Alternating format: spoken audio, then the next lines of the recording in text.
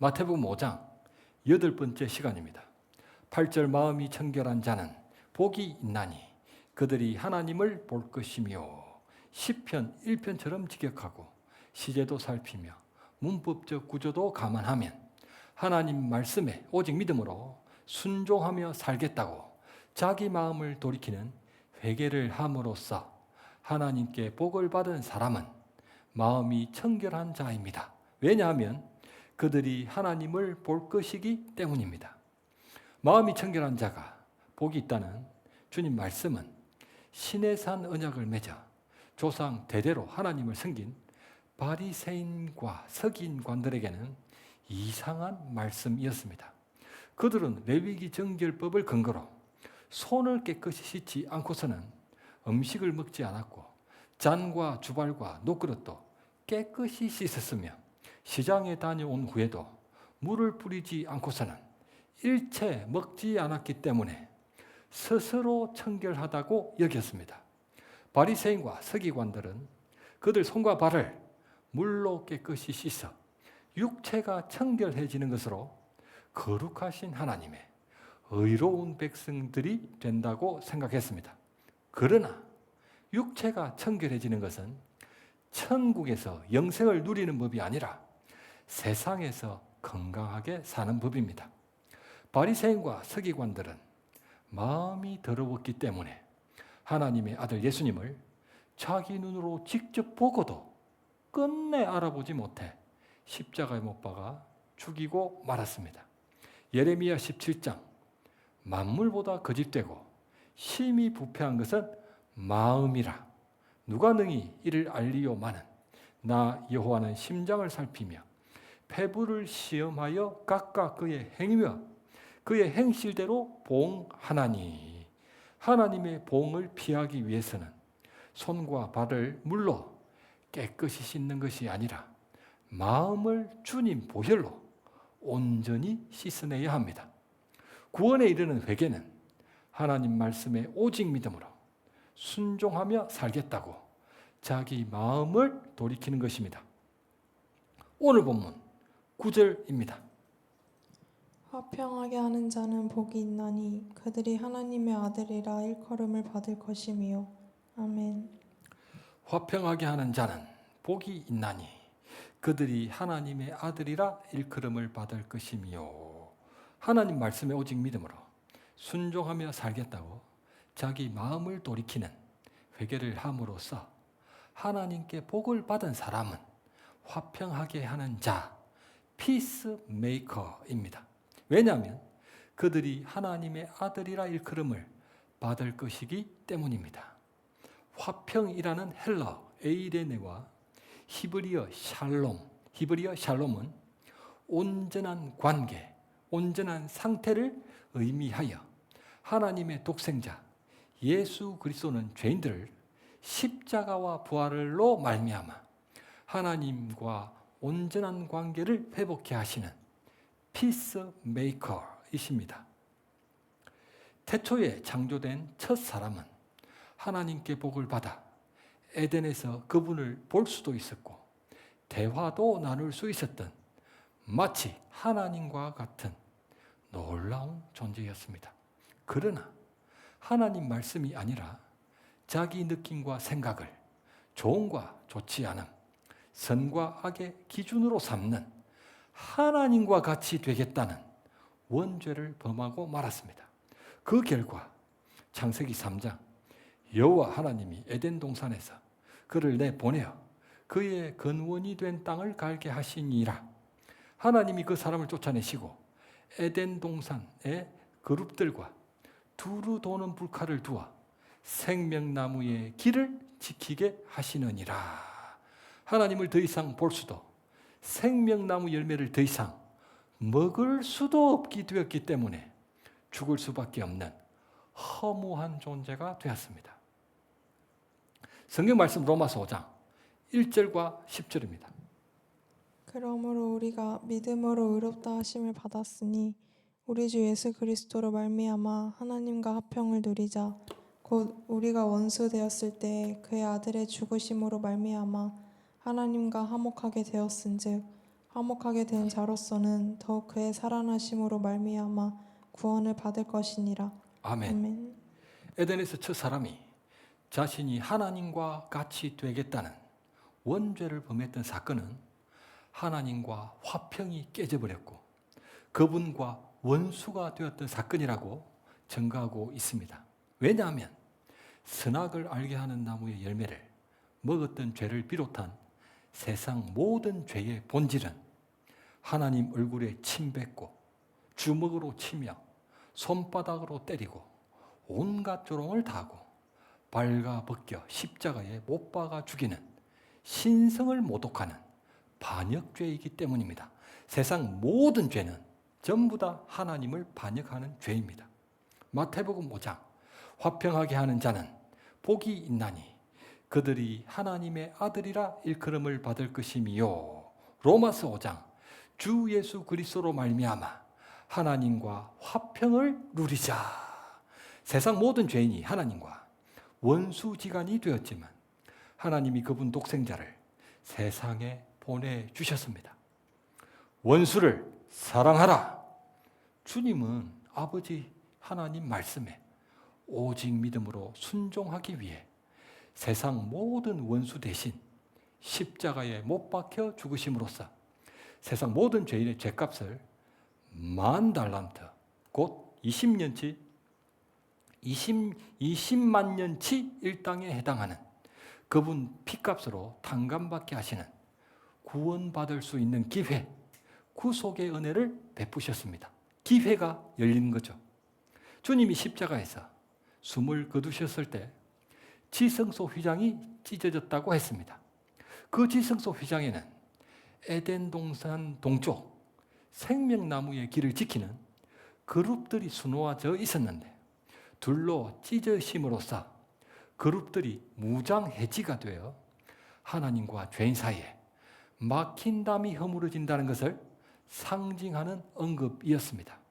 하나님의 독생자 예수 그리스도의 십자가와 부활로 말미암아 하늘의 거룩한 하나님과 땅의 부정한 죄인이 원수지간에서 화평한 관계가 되어 영생할 수 있는 길이 열린 것입니다.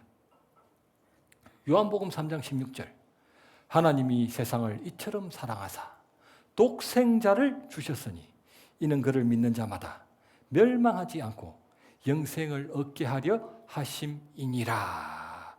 요한복음은 다른 복음서와 달리 하나님이 죄인들에게 영생을 얻게 하게 하시기 위해 보내주신 그분의 아들 예수 그리스도를 가리켜 독생자라고 언급합니다. 독생자는 한문으로 홀로 독자에 날 생자를 쓰고 사도신경에는 나는 그의 유일하신 아들, 우리 주 예수 그리스도를 믿습니다. 유일하신 아들로 언급하기 때문에 아브라함의 독자 이삭처럼 외아들이라는 의미로만 이해하기가 쉽습니다. 독생자, 이러니까 아브라함의 아들 독자 이삭처럼 예수님도 외아들이시구나라고 이해하기가 쉽습니다. 그러나 하나님의 독생자 예수 그리스도께서는 양적으로도 수적으로도 유일하실 뿐 아니라 질적으로도 유일하십니다.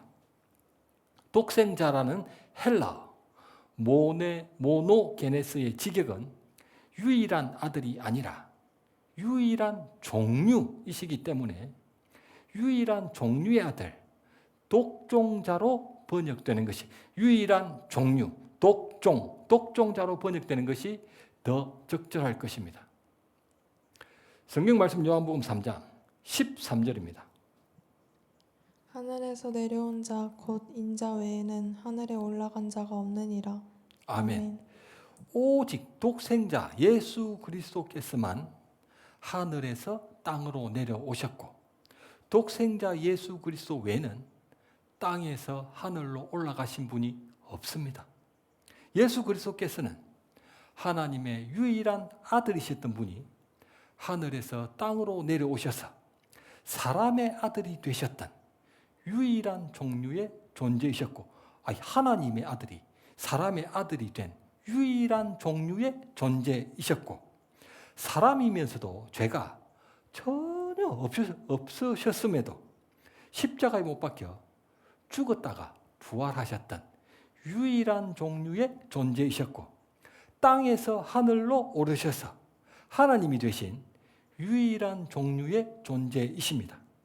세상 역사 중에 하나님의 아들이 사람이 되셨고 죄가 없으셨으며 죽었다가 다시 살아나셨고 땅에서 하늘로 오르셔서 하나님이 되신 유일한 종류의 존재, 그분이 바로 독생자 예수 그리스도이십니다. 에녹과 엘리야도 땅에서 하늘로 올랐고 나사로도 다시 살아나긴 했지만 그들은 전부 죄인들이었습니다. 죄인들. 성경 말씀 요한계시록 5장 6절입니다. 내가 또 보니 보좌와 내 생물과 장로들 사이에 한 어린 양이 서 있는데 일찍이 죽임을 당한 것 같더라.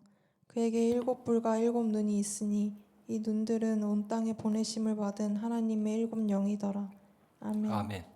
일찍이 죽임을 당한 것 같더라. 과거 십자가에서 죽임을 분명히 당하셨지만 요한계시록에서는 죽었었던 흔적이라고는 전혀 찾아볼 수 없는 놀라운 모습이었다는 의미일 것입니다. 요한복음 20장 25절 다른 제자들이 그에게 이르되 우리가 주를 보았노라. 도마가 이르되 내가 그의 손에 못자국을 보며 내 손가락을 그 못자국에 넣으며 내 손을 그 옆구리에 넣어보지 않고는 믿지 아니하겠노라. 여드레가 지나 제자들이 다시 집안에 있을 때에 도마도 함께 있고 문들이 닫혔는데 예수께서 오사 도마에게 이르시되 너의 손가락을 이리 내밀어 나의 손을 보고 너의 손을 내밀어 나의 옆구리에 넣어보라.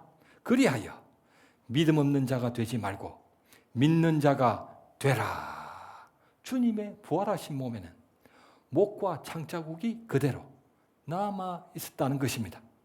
주님은 하나님의 아들이 사람이 되셨고 죄가 없으셨으며 죽었다가 부활하셨지만 부활을 하는 몸들 중 목과 창자국 곧 세상에서의 흔적이 남아있는 유일한 종류의 존재도 독생자 예수 그리스도이십니다.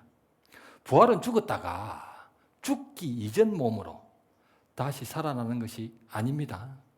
예수님의 부활은 마리아의 아들 예수가 십자가에 못 박혀 죽었다가 다시 마리아의 아들로 살아나는 것이 아닙니다. 부활은 새로운 생명으로 거듭나는 것입니다. 부활은 마리아의 아들 예수가 십자가에서 죽었다가 전혀 다른 존재인 쇠망치로 손과 발에 못을 박아 넣어도 튕겨 나가버리고 다시는 죽지도 않으시는 불멸의 하나님의 맏아들 만왕의 왕 예수 그리스도로 다시 살아나신 것입니다. 그럼에도 불구하고 주님 몸에는 십자가에서 생기셨던 못자국과 창자국이 그대로 남아 있었다는 것입니다. 전혀 다른 몸으로 부활하는 것이기 때문에 부활한 몸에는 창자국, 못자국 아무것도 화상 흉터 안 남습니다. 그런데 예수님의 몸에는 이 창자국과 못자국이 그대로 남아 있다는 거예요. 성경 말씀 요한일서 2장 1절입니다. 나의 자녀들아 내가 이것을 너희에게 쓰면 너희로 죄를 범하지 않게 하려 함이라. 만일 누가 죄를 범하여도 아버지 앞에서 우리에게 대언자가 있으니 곧 의로우신 예수 그리스도시라. 아멘. 아멘. 주님은 하나님 우편에서 부활하신 몸에 남아있는 목과 창자국을 내보이시며 아버지 하나님, 베드로가 애통한 자가 되어 자기 느낌과 생각대로가 아니라 오직 하나님 말씀대로 자기 진심과 열심이 아니라 오직 아버지 은혜로 살겠다는 마음으로 돌이키는 회개를 분명히 했습니다. 보셨잖아요. 분명히 했습니다. 그랬음에도 불구하고 마음에는 원이로되 육신이 약하여 안 지키는 것이 아니라 못 지켜서 또 죄를 범하고 말았습니다. 하지만 저의 몸에 남아있는 목과 창자국을 보십시오. 저는 베드로의 죄사함을 위해 100년 동안 하루도 빠짐없이 일당 10만 원짜리로 한 푼도 쓰지 않고 매일 노동하면서 2000번을 거듭 부활하여 노동을 해야만 모을 수 있는 10,000달란트, 곧 20만 년치 일당에 해당하는 저희의 핏값을 일시불로 지불했습니다. 그러므로 그가 세상에 20만 년 동안 살면서 매일 범죄했다고 가정한다 해도 단 하나의 죄도 빠짐없이 모조리 다 용서된 것입니다. 베드로를 용서하여 주옵소서. 주님은 지금도 아버지 하나님께 그 목과 창자국을 보이시며 회개한 신자들을 위해 기도하고 계십니다.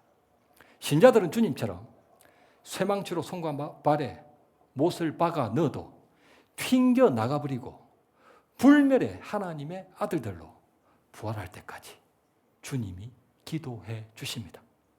우리가 천국에 올라가면 부활한 다른 신자들과는 달리 유일하게 몸에 남아있는 목과 창자국 때문에라도 그분을 즉시 알아보게 될 것입니다. 주님 우편에 함께 십자가에 못 박혔던 강도는 손과 발에 못 박혔던 자국이 조금도 남아있지 않을 것이지만 주님은 부활체 몸들 중 목과 창자국이 남아있는 유일한 종류의 존재이십니다.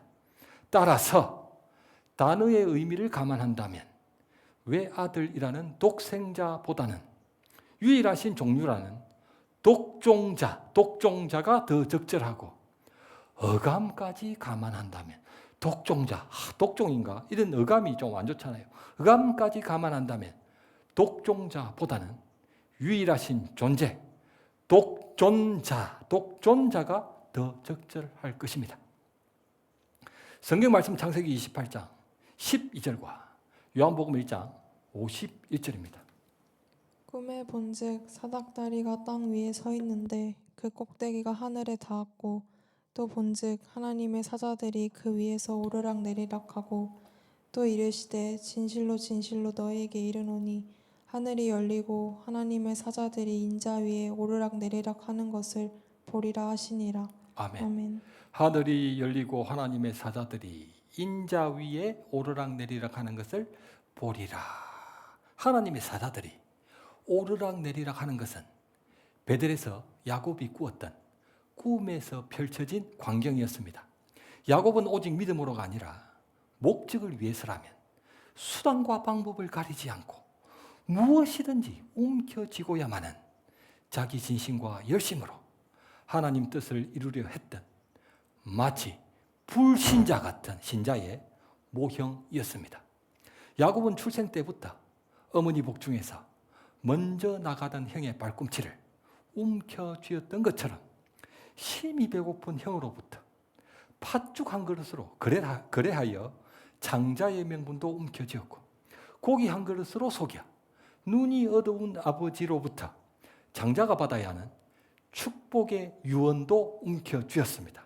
하지만 형에게 목숨을 잃지 않기 위해 고향에서 도망쳐 나와 지도도 없었던 때에 외삼촌 라반의 집으로 죽기 살기로 달렸던 척박한 그 광야에서 돌을 베개로 삼고 잠을 청하고 있었기 때문에 마음이 어렵고 씁쓸했을 것입니다.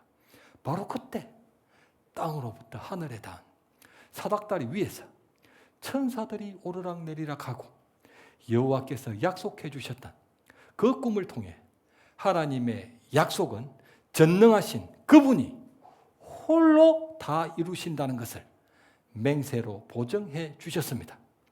야곱은 아무리 노력해도 땅으로부터 하늘에 이르는 사닥다리를 만들 수도 없고 세울 수도 없으며 천사들에게 오르락 내리락 하도록 명령할 수도 없습니다. 그러나 전능하신 하나님은 하늘로부터 땅에 이르는 사닥다리를 만드실 수도 있고 내려주실 수도 있으며 천사들에게 오르락 내리락 하도록 명령하실 수도 있습니다. 그러므로 하나님은 야곱에게 그분 말씀에 오직 믿음으로 순종하며 따르라고 지시하신 것이었습니다. 요한복음 1장 진실로 진실로 너희에게 이르노니 하늘이 열리고 하나님의 사자들이 인자 위에 오르락 내리락 하는 것을 보리라. 야곱의 꿈에는 땅으로부터 하늘에 단 사닥다리 위에서 하나님의 사자들이 오르락 내리락 했는데 주님의 말씀은 하늘이 열리고 하나님의 사자들이 인자 위에 오르락 내리락 하는 것을 볼 것이라고 하셨습니다. 그렇기 때문에 야곱이 꿈에서 보았던 땅으로부터 하늘에 단 바로 그 사닥다리가 주님이셨다는 의미입니다. 야곱이 꿈에서 본 그 사닥다리가 예수님이었던 거예요. 사닥다리로 보였지만 그것은 예수님의 모형이었습니다. 야곱의 사닥다리는 하늘과 땅을 연결시키는 예수 그리스도의 모형이었습니다. 요한복음 14장 6절 예수께서 이르시되 내가 곧 길이요 진리요 생명이니 나로 말미암지 않고는 아버지께로 올 자가 없느니라. 하나님의 독생자 예수 그리스도의 십자가와 부활로만 하늘의 거룩한 하나님과 땅의 부정한 죄인이 원수지간에서 화평한 관계가 되어 영생할 수 있게 하시는 유일한 사닥다리 곧 길이고 진리며 생명이십니다. 하나님이 야곱에게 사닥다리 꿈을 통해 그분 말씀에 오직 믿음으로 따르라고 지시하셨듯 주님도 제자들에게 그분 말씀에 오직 믿음으로 어디든 따르라고 지시하신 것입니다. 왜냐하면 지금으로부터 2000년 전에 주님이 다 이루셨기 때문에 오직 믿음으로만 구원에 이를 수 있고 주님 외에는 구원에 이르게 하는 어떤 사닥다리도 없기 때문입니다. 사도행전 4장 12절 다른 이로서는 구원을 받을 수 없나니 천하 사람 중에 구원을 받을 만한 다른 이름을 우리에게 주신 일이 없음이니라. 마태복음 16장 빌립보 가이사랴에서 예수 그리스도께서 자기가 예루살렘에 올라가 많은 고난을 받고 죽임을 당하고 제3일에 살아나야 할 것을 제자들에게 비로소 나타내시니 주님이 제자들에게 처음으로 고난과 박해와 죽임과 부활을 말씀하셨습니다. 베드로가 예수를 붙들고 항변하여 이르되 주여 그리 마옵소서 일이 결코 죽게 미치지 아니하리다. 사탄이 베드로에게 틈을 타 독사의 자식들이나 떠벌리는 말을 그가 내뱉었습니다. 예수께서 이르시되 사탄아 내 뒤로 물러가라. 너는 나를 넘어지게 하는 자로다. 내가 하나님의 일을 생각하지 아니하고 도리어 사람의 일을 생각하는도다. 주님이 물리쳐 주셨습니다. 그뿐 아니라 베드로는 십자가 앞에서 사탄의 미혹으로 인해 주님을 3번이나 부인하고 저주하며 맹세까지 했습니다. 시몬아 시몬아 보라 사탄이 너희를 밀가부르듯 요구하였으나 내가 너희를 위하여 너희의 믿음이 떨어지지 않기를 기도하였노니 주님의 기도로 말미암아 돌이킬 수 있었습니다. 베드로가 빌립보에서는 자기 느낌과 생각대로 뱀처럼 떠벌렸고 십자가 앞에서는 자기 진심과 열심으로 하나님 뜻을 이루려 했지만 오직 주님 은혜로 말미암아 자신의 가난한 심령을 깨닫고 믿음이 떨어지지 않았습니다. 그 이후 주님이 승천하시고 그분 약속대로 120명 제자가 마가 다락방에서 오로지 기도에 힘썼을 때 성령을 받음으로써 하나님 나라의 통치가 그들에게 임했습니다. 그 놀라운 기도의 현장은 마가 다락방이었습니다. 성경 말씀 사도행전 1장 13절과 12장 12절입니다. 들어가 그들이 유하는 다락방으로 올라가니 베드로, 요한, 야고보의 아들 유다가 다 거기 있어 여자들과 예수의 어머니 마리아와 예수의 아우들과 더불어 마음을 같이하여 오로지 기도에 힘쓰더라. 깨닫고 마가라 하는 요한의 어머니 마리아의 집에 가니 여러 사람이 거기에 모여 기도하고 있더라. 아멘. 그 놀라운 기도의 현장을 가리켜 마가 다락방이라고 부르는 이유는 마가 요한의 집에 있는 다락방이었던 것입니다. 그래서 제자들과 마가 요한은 모두 예수님을 그리스도시고 주님으로 믿었으며 성령을 받아버렸습니다. 이후 마가 요한은 사도 바울과 바나바와 함께 제1차 선교 여행을 떠났습니다. 성경 말씀 사도행전 15장 36절부터 38절입니다. 며칠 후에 바울이 바나바더러 말하되 우리가 주의 말씀을 전한 각 성으로 다시 가서 형제들이 어떠한가 방문하자 하고 바나바는 마가라 하는 요한도 데리고 가고자 하나 바울은 밤빌리아에서 자기들을 떠나 함께 일하러 가지 아니한 자를 데리고 가는 것이 옳지 않다 하여. 아멘. 아멘. 바나바, 마가, 요한도 데리고 가고자 하나 바울은 밤빌리아에서 자기들을 떠나 함께 일하러 가지 아니한 자를 데리고 가는 것이 옳지 않다.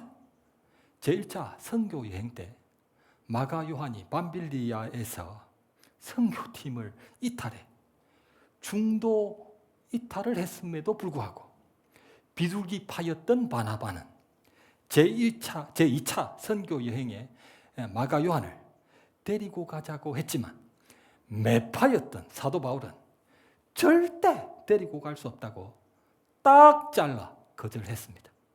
학자들은 마가 요한이 유약했기 때문에 그에게는 제1차 선교 여행이 먹는 것도 입는 것도 정말 빈약했고 유대인들의 박해까지 빈번했기 때문에 너무 힘이 들어 중도 이탈을 했을 것이라 추정합니다.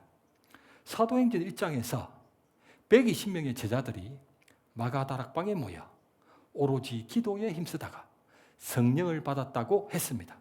마가 요한은 120명이나 모여서 함께 기도할 수 있을 정도의 아주 큰 다락방을 소유한 120명이 들어가는 방이에요. 120명. 아주 큰 다락방을 소유한 부잣집 아들이었던 것입니다. 120명의 방이 들어갈 만한 지금도 뭐 없잖아요. 120명이 들어가려면. 그 방은 다락방이라기보다는 큰 연회장 같은 곳, 파티장, 연회장 같은 곳이었습니다.